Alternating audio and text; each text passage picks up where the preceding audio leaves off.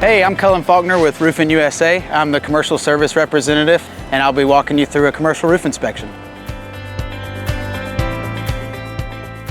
The first thing you should do on getting on any commercial roof is go ahead and identify your hazards. Being up on a TPO roof, one of the biggest hazards is your slip hazards. For you and your partner to get on this roof safely, you want to go ahead and blow all this water off the roof so you have no chance of slipping throughout the whole process. To start your inspection, once you've identified all your hazards and you've deemed it safe to walk on, I personally like to start with the perimeter of the roof. And you want to notice how the perimeter of the roof ties into your field. This one's a parapet wall with a coping cap on top. A lot of times the coping cap is one of the biggest culprits of leaks. And what I start to notice first is that the gaskets on all of the screw heads have been blown out, which is a good sign that water's probably getting into there.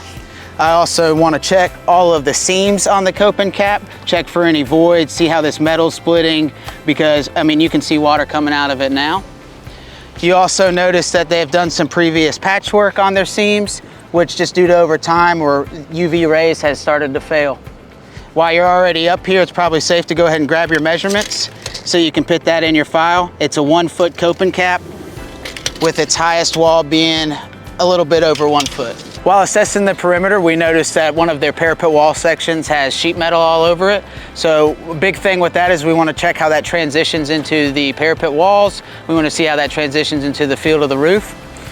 As you walk over here, you'll notice that the metal ties into the TPO system, but also ties into the stucco. And you can start to see that there is voids on all of those joints. The termination bar has rusted screws. The caulk is beginning to fail at the transition, and all those are key signs for water entry. When you start to look at your panels, you want to take a panel measurement, you want to check your screws, you want to check your seams. You can go ahead and start to notice that most of these screws do not have gaskets on them, and they are all starting to rust out. After you're done with the perimeter of the roof, it's time to move to the field. I personally like to start with looking at all your penetrations on the roof and your RTUs. This unit, off the start, I can see that they have ponding water in the back. Their support structure doesn't have any walk pads. Other than that, you really just want to make sure you're checking all your seams, checking your corners, checking all your detail work. This area looks like it's already had some water get into the system, and you can see that the ISO boards underneath are starting to fail. It's tough in this area, and it's definitely weak in this area. And lastly, on the inspection, once you've checked the perimeter of the roof, you've checked all your penetrations, your units, it's time to check the field of the roof. On this system, it's a TPO system, which will pretty much have sheets and seams every 5 feet.